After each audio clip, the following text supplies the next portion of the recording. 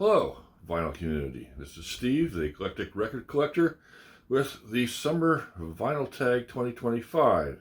That was first proposed by Martin the Martiann, and he gave out 15 questions, and I have consolidated those questions into a few records to answer several questions, and one question is answered by several records. Okay, that question is, show the perfect summer bot or a perfect album that plays perfectly all the way through end to end. And I have three of those.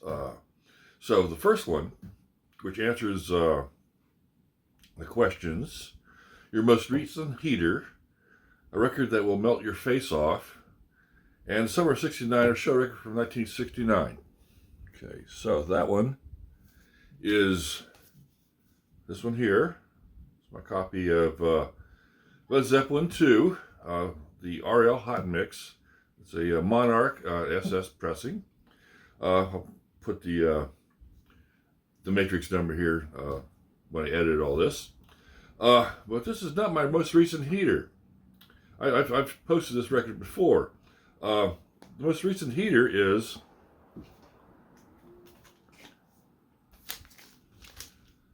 this one, because that one is maybe a VG plus condition, but this one's near mint. This one's in pristine condition. The cover has like maybe one little corner ding on it, if you can see that, tiny little corner ding. No ring wear.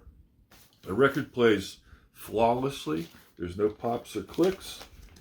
And I went into a record store looking for something else entirely.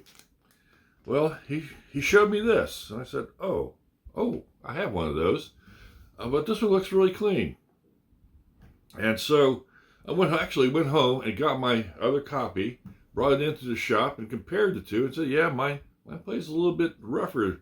I mean, it's okay, but if you get your ear right up to the speaker, you can hear some noise. So I bought it. Now, did I spend a lot of money? Yes, I did. I spent pretty much the entire profit I made from my last record show I did. But then, that's why I sell records. Records I don't want, I'm selling to buy records I do want. And this record actually means something to me. A long time ago, back when this record first came out, well, I gave it to my sister, because I was into the Moody Blues and things like that, and wasn't into Led Zeppelin, and basically I heard it everywhere for the next 20, 30 years. Now, there came a time when I was low on funds, starving artist that I was, and I had to sell a bunch of records, but I had a dual cassette tape machine, and I started taping all my friends' records. And when we went to see my sister once, I asked her, okay, can I tape some of your records? And she said, sure. So I took them home, and started to play them, but they're pretty scratchy. They're pretty noisy. And so I didn't record them, although I remember that this one sounded really pretty good, even though it had scratches on it. So I didn't record them. And later on that year, she said, oh, did you record my records? So I said, no, they're too scratchy. Do you want them back? She said, oh, don't worry about it. I don't need them right back. Well, about a year later, when we were supposed to go see her down in South Carolina, she said, oh, bring my records back. I said, well, I don't have them. I thought you didn't want them, so I got rid of them. They're all scratchy. She said, well, no, I want my records back. Well, I get you better copies of them. They're not that, uncommon at the time. She said, no, you don't understand. I want my records. Those were my records. That were my history, my past, my memories. I want my records back. And she never forgave me for that. Couldn't get her records back to her. But I learned something. I learned, because she had this emotional attachment to these scratched up, old beat up records, that records are huggable. There's something about this particular size, this amount of weight or whatever, that we form attachments to them. And well, there you have it. They haven't gone away, and people still want them. And you can't really get attached to these that well. I mean, you can, but I know lots of people that they just made a ring binder full of like just the CDs, got rid of the cases, got rid of the literature, and they got nothing. So yes, I learned a lot about records with this record. So when it came up near mint, I bought it, and I'll never sell it because it means something to me. And my sister, who passed away a while ago, this is kind of to make up, even though I can't give it to her, kind of make up for that. Okay, now it is from 1969, and I melted somebody's face off with it. It was the other copy, but same thing. It's the RL. So I had a dinner party for a friend of mine, my best friend at the time. He had a birthday. He said, hey, can I have my birthday at your house? Because, well, he knows I can cook. And I did. I made a nice dinner, and he wanted a friend of his invited, and that was the local art critic, Jack Livingston. And well, Jack is the kind of guy who's he's what they call loquacious. He talks, and he talks a lot, and he pretty much dominated the dinner conversation. It's not such a bad thing, because when he speaks, he talks about interesting things in an interesting way. It's just that he doesn't really stop talking, and he's full of information and tidbits. So later on after dinner, a lot of guests left, and we're sitting around, we're play some records, and one of my other friends, he put on his vanilla copy of Led Zeppelin 2. And Jack, who was like standing in the living room with his back to the speakers, facing us, started telling us, "Oh yeah, I remember when I first came out. Yeah, Led Zeppelin was way ahead of their time. They did something nobody else could do." And he's going on and on about Led Zeppelin while it's playing. And so, about halfway through "Whole Lot of Love," I took off the vanilla copy. I put on the RL. About a minute in, when the band really kicks in, you know what that point is. Suddenly, his mouth dropped open, and he spun around to face the speakers and didn't say a word, and remained frozen there for the rest of the entire side one of that record. And then, when he turned back around, his face kind of came back up after being melted. He said, "Now I understand why you guys collect these things. Why you're into this vinyl and stereo stuff. Now I get it." Because he had never ever heard Led Zeppelin the way this sounds. He was just, it's 3D. He's just standing immersed in Led Zeppelin 2. And the sound in this, I've heard many other copies of this record, including the one Jimmy Page put out not too long ago, which I sold. It was nice. It was good, but it wasn't this. So the sound that Robert Ludwig put into this goes all the way through. It's perfect. It hasn't gotten any better. Nobody's ever done it better. So this is a perfect copy of a really good sounding record. Okay, the next perfect record. The answer is 3 questions. Now, question number 4, Two-Piece Swimsuit, show a record that's just a duo, 2 people playing. Question number 7, Here Comes the Sun, show a record that has the sun on the cover. And question number 8, a campfire album or an acoustic album. That one would be this one, Interstellar Space by John Coltrane and Rashid Ali. It's a gatefold.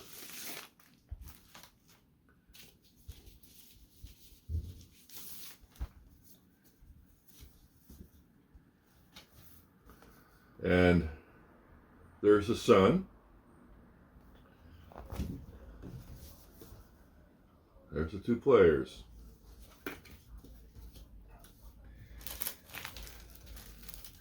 And it's acoustic, no electric instruments. Now, this record is one of the last records John Coltrane ever made. In fact, he died about 5 months after this was made.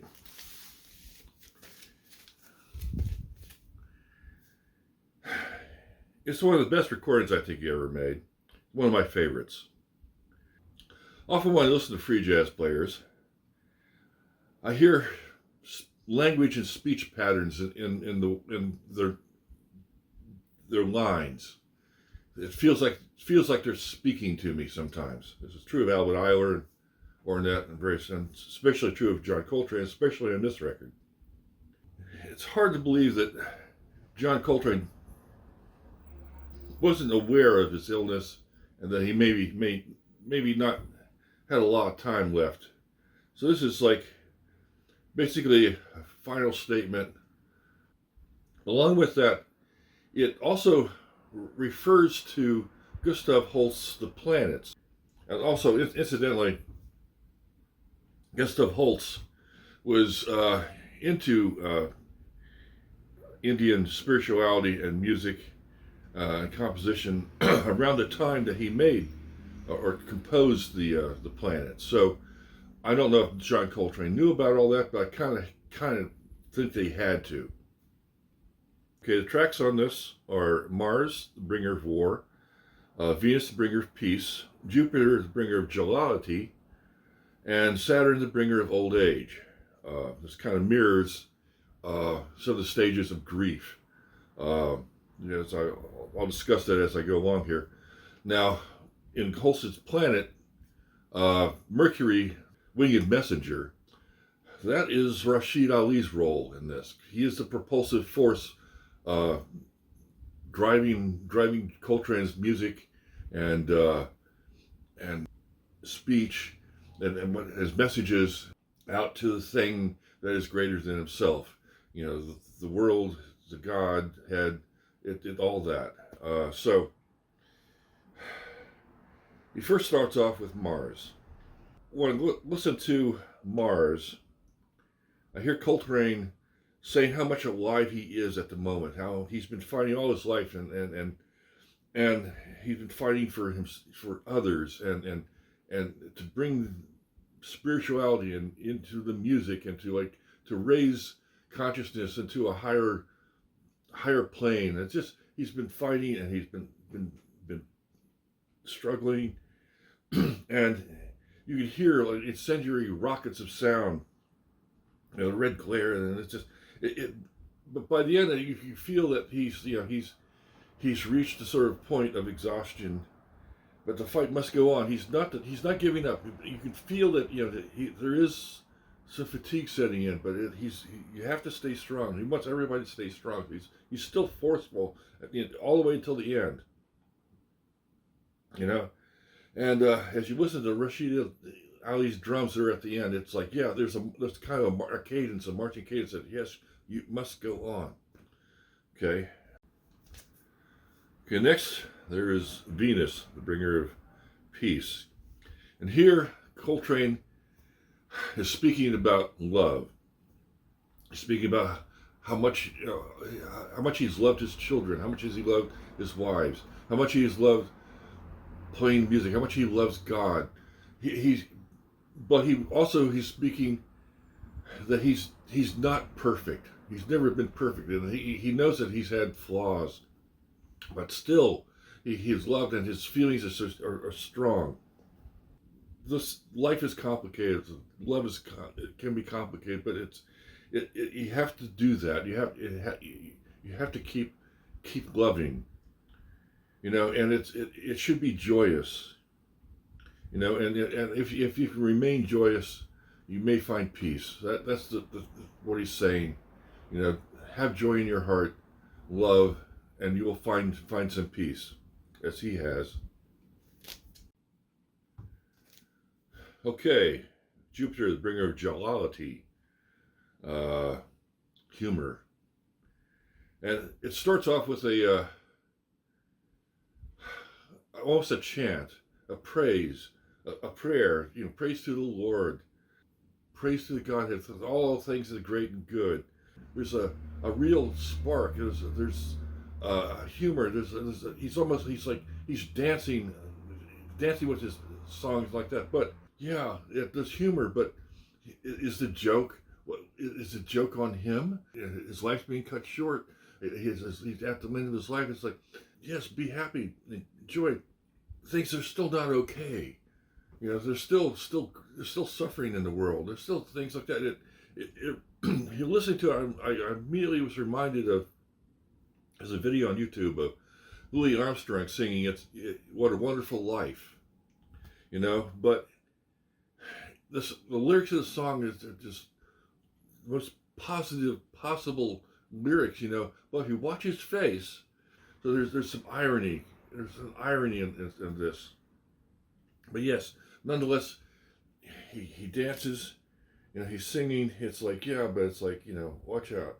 And it's kind of funny because the last thing that Rashid Ali plays really kind of sounds like a rim shot. It just bang. It's just right there. It's like, so yeah, this is some humor to bring her jollity, but yeah, it's kind of dark. Okay.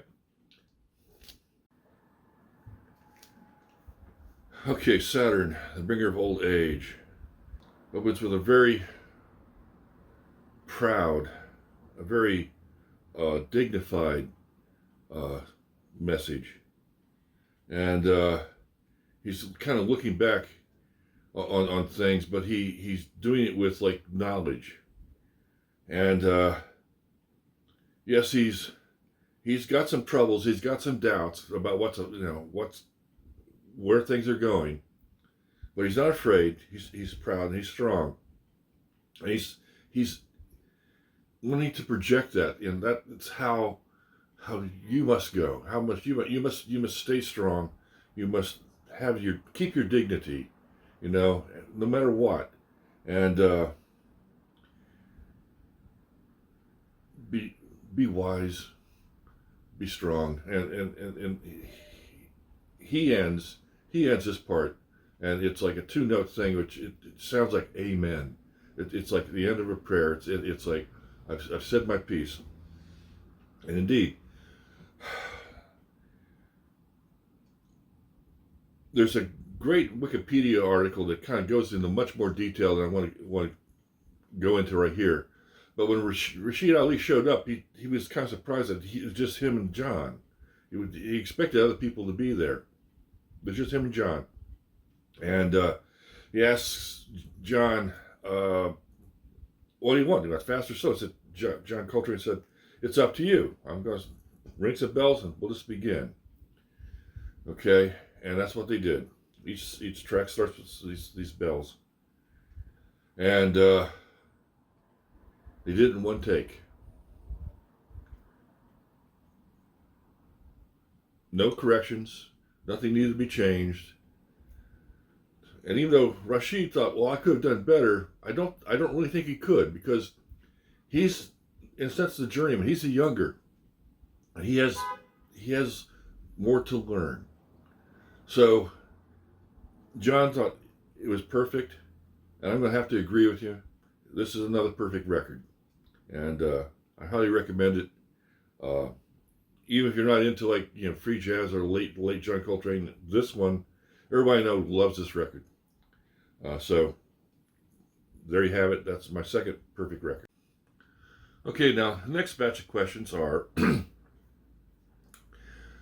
number 5, your summer road trip soundtrack. Number 6, your most recent car boot yard sale find. And 11, Summer of Love. What record are you in love with at the moment? Okay, now this is a little bit different. Until a month ago or so, I was working in a record store. How I came to work there was a friend of mine asked me to fill in for Sundays because the guy who would do that moved out of town, and the other guy also moved out of town. So I came in on Sundays, and I've worked retail. I know things about records. It's fun. That was in November. On Christmas Day, the new owner of the building didn't keep the heat up enough. What minimal there was. That's in an old warehouse. This record store was an old warehouse, and well, the pipes froze and broke and leaked water all over the floor, all over 100,045 RPM records. Made a mess of everything, and so all these boxes of books that were on the floor, crates of records, they all got soaked.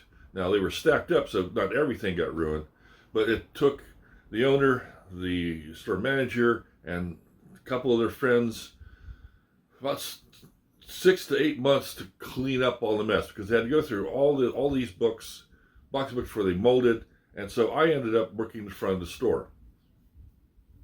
Okay, pretty much full time. And then once it got cleaned up, well, by that time the store manager opened up his own store, so I still ended up, working there.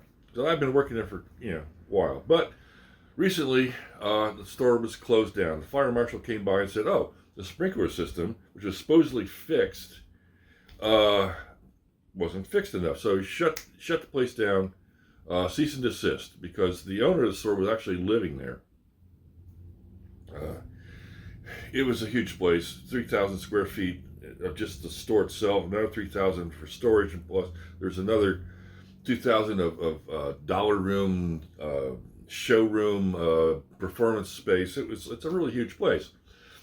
The rent was really cheap because there's no air conditioning and no heat. Okay, but you can do it. Anyway, so I worked there and for store credit, and well, after a couple of years, I had enough store credit. Basically, store manager said, "Oh, you see something, yeah, it's yours."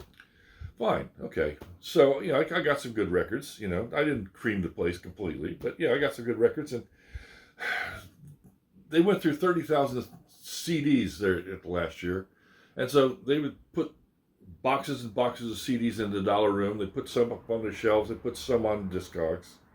So I would go in and take a look at the CDs, I like classical, I like all kinds of stuff, and so it was free to me, so that's my thrift store. So it's my cheap heat and my summer soundtrack, because how I really listen to CDs in the car. And so driving around for all summer long, all year long, I throw a CD in. I pull up a bunch of CDs. I don't know anything about them. I throw them on, and see if I like them. I'll keep them. Sometimes I keep them. Sometimes I put them back.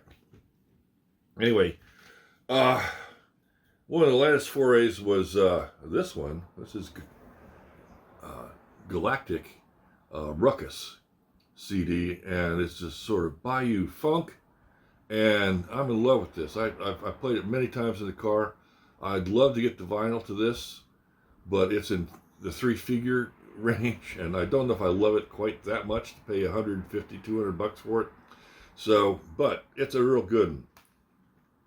So, one of the other CDs I got this this one here. It's autographed by what's her name? DeBlois Millage. She's a registered nurse or something. She plays got a really beautiful voice. I guess we would call this country music. That's a really nice find. Here's an Italian prog piece by PFM, essentially. I have the album to this. I have the vinyl. It's great. But yeah, why not have the CD? Can't go wrong with J.J. Cale. Love J.J. Cale. Here's a compilation of really weird, avant-garde, edgy, kinds of abstract art thingy stuff, which I really like. I got loads of it on vinyl, but here's one on CD. It's hard to describe, but there's that. Here's Guitar-Rama with Stephen Dale Pettit. and he just shreds all over this. It's like he goes through lots of different styles, but it's a great guitar piece.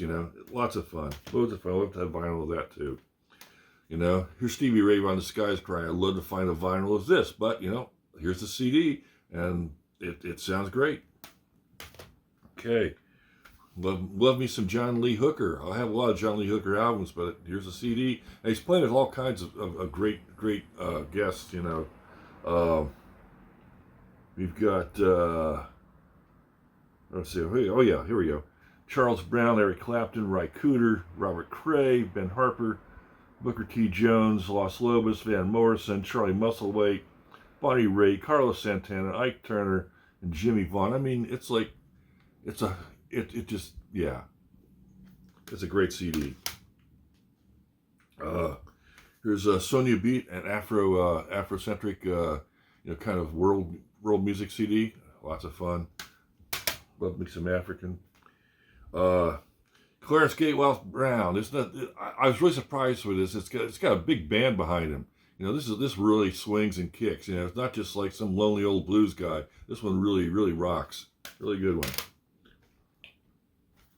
Oh yeah, this is Jam Nation. This sort of world music kind of thing. It tells you kind of what parts of the world they're sampling. Really fun, really lively. Lots of influences. Interesting mixes of instrumentation. I really like these kinds. So if I can find them, I'll pick them up. Again, free. Wildflowers. Friend of mine has the original vinyl of this, and when the reissue came out, I bought the reissue, just the littlest one. It's either a single copy or just like two LPs. I forget. But I think the reissue sounds better than the original. I think it did a little better job. It's not quite as compressed sounding. Of course, there's a great Shuggy Otis comp, combines two of his best records, great Shuggy Otis.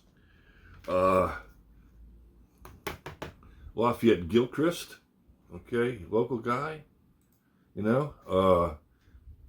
funk, organ, jazz combo, excellent, highly recommend it.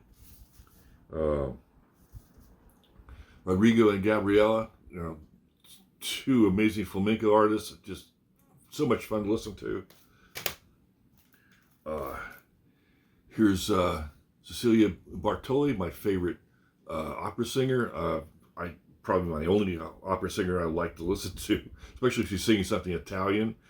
She's a mezzo soprano. Love her range. Love the joy in her voice. Never shrill. Never harsh. Just beautiful. I haven't even played it yet. My favorite Beethoven symphony, the Sixth, the Pastoral. Love that. Oh yes, Maceo and All the King's Men. I recently got a reissue of this. A friend of mine has the original. It's not in great shape, but I got a reissue of it. And here's a CD with it and some cuts that were never on the LP. And here's a bunch of Pharoah Sanders that I don't have on LP. A great compilation set, ESP stuff. Okay. And Ligeti, string quartets. I like Ligeti. I started off with the avant-garde, like classical stuff. So yeah, I haven't even listened to this yet. So here we go. Okay. Next is a single question. Summer of Love. Recommend another channel. In this case, I'm going to recommend Michael Johnson's Poetry on Plastic. Mostly he does reviews of classical music, sometimes some J-pop, some other kinds of rock music he likes, some jazz and like that. Mostly classical and some gear. But this time, his last post was about tariffs and how it's going to affect you and I when we want to go shopping for records, Discogs, in mom and pop stores, brick and mortar stores. Just how it's going to affect you. It's pretty comprehensive and intelligent. I recommend you check it out. Okay, the last batch of questions are a record you found on holiday, a record you think everyone would like, and most overshadowed record. Okay, I'm a retired artist, and I'm not really fond of traveling, as that most of the ways of getting there don't really fit my frame. I do have friends that do travel, and recently, a friend of mine traveled to Budapest, Hungary. He has relatives there and friends, and well, I knew he was there, and it happened that I was looking for a particular record. This one, as a matter of fact, Toshinori Kondo and DJ Crush. It's Kioka. I have the CD. I've had the CD of this like for 20 years, and I've never been able to manage to score the vinyl. Now that I DJ, this kind of fits into my wheelhouse of things to play out. But I couldn't find a copy in the United States that was as cheap as the one in a record store in Budapest called Deep. And if I had him pick it up for me, I would not only save money on the price of the record, but I wouldn't have to pay for shipping because he'd bring it back in his carry-on bag, which is what he did. And along with that, he also picked up these two El Buho EPs. This one is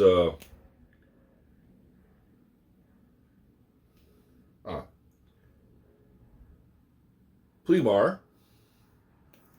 and this one is Cenotes.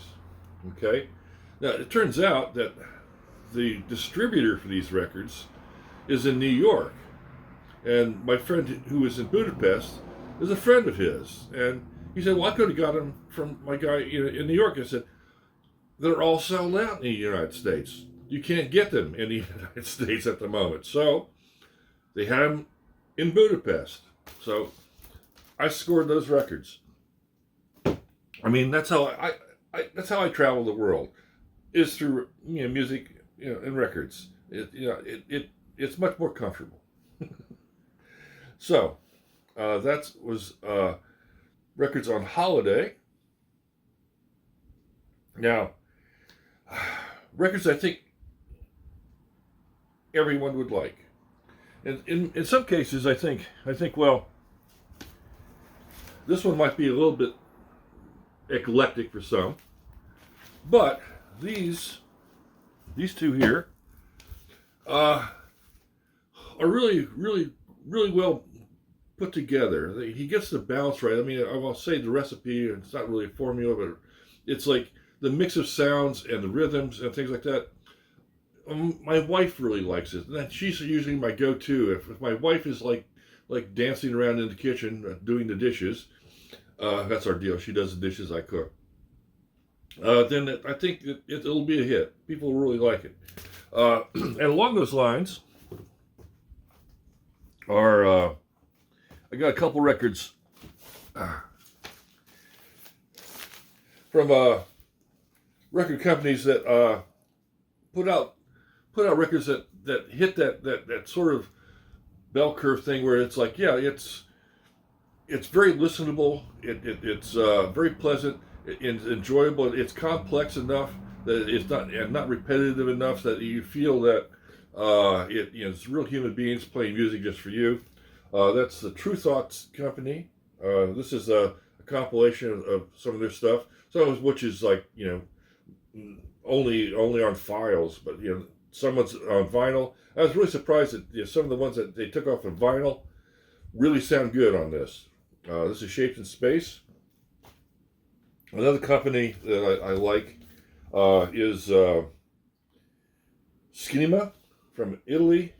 Again, it kind of like Afro jazz kind of oriented things, but several of the things I've heard from them, I've got a couple of them, and this is one I just recently got because I thought it kind of stood out among the others. It's a Joyful Sound by Geraldo Frasina. Again, it's like, in that vein of like what everyone would like. Now, I have a criticism about that. I mean, in that these days with AI taking over the arts, I mean, how long is it going to be before they just have like canned, constant music that just fits the background of wherever you want to be. The permanent elevator, music. It's just, I don't know. It's scary to me. Scary to me that that musicians will be like superfluous. And along those lines, there's this one, which for eclectic, fans like myself, it's kind of eclectic, but it's also really, really good. And it really is human. It's called the Stop Motion Orchestra, and I think they really kind of really hit their stride on this one. And it's got beautiful artwork too, and devil's in the details, right? Okay, I recommend them. This is called Lightworks. Okay, now we get to the most overshadowed record. That's my last perfect record. I've never been much of a fan of like pop music, at least not when it's popular. It usually takes me a while to like warm up to it. I find pop music often to be too repetitive. It's like 3 minutes, and it's like it's actually really only like 30 seconds, which they keep repeat 4 or 5 times. And so I've some things I just kind of like I don't really have much of. I don't really pay much attention to. But when I was at the store, working in the store, in fact, the last day I worked at the store, my favorite customer came in, and she's a wonderful human being, and she would go pick out, go to the soul and funk section, pick out stuff, and we'd play it, and she'd go yay or nay, and it's like, yeah, we just had a really good time.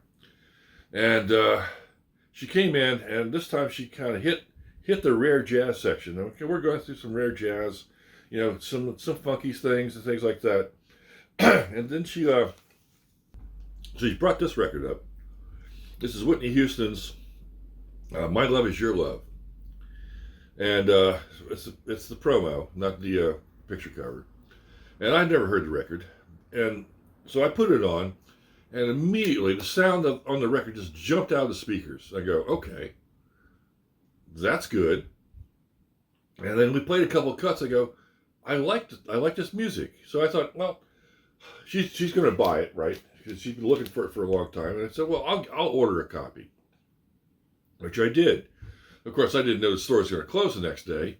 So it took me like almost a month of like waiting for it, missing the post, the post person, whatever, and not being able to get in because the owner took my key away because he's afraid I don't know why he did it. It's just he always thought I was a menace. Anyway, so eventually I got it. I had to go down to another post office and pick it up where it was sitting, and I brought it home. Okay, now I hadn't played it for a couple days. I was waiting because a friend of mine came over. He's something of an audiophile. He really is into the sound of things, but he likes pop music. He's kind of picky about it because I said, hey, let me put this on. I think it's going to sound really good. So I put it on, and within the first like 30 seconds, you go, oh, that, I know that kind of stuff. No, I don't want to hear it. It's not my kind of music. I don't want to listen to that. I go, oh, okay. So I took it off and put something else on, and waited till he left. And so when he left, I put it on. I'm like, I'm really enjoying the sound. It's like filling the room. And I'm really liking the music. I'm really, really kind of impressed by, there's a variety, a lot of people have played behind her, and her voice, and it doesn't feel repetitive. And I just, as soon as one side was done, I'd flip it over and put the other side on. And I went through the whole thing straight through. And when I got to the end, my eyes were wet because something happened listening to this record that hasn't really happened to me listening to many other records. And I really, really felt that Whitney Houston had put her entire soul, her entire being into this record. There's something like it, something greater than I haven't really heard before. And thinking about it in hindsight a bit, yeah, her career kind of went down after this. Her life kind of went down with this. She died young, and the end of her life was not good. Things are bad. So, she was like America's sweetheart, and I think there's even Heartbreak Hotel, an Elvis song on this, because there's some parallels going on there. So I really kind of feel like, the exhaustion of being America's sweetheart, of being in the spotlight, the pressure of having to be perfect. You can kind of hear it. That she's giving it her all. And there it is. It's in this. This is her love. It's your love now. And I gotta say, for someone who doesn't really listen to this type of music, this kind of pop music, I think this is a perfect album. I mean, is it overlooked? It's overlooked by people like me. This is a perfect record.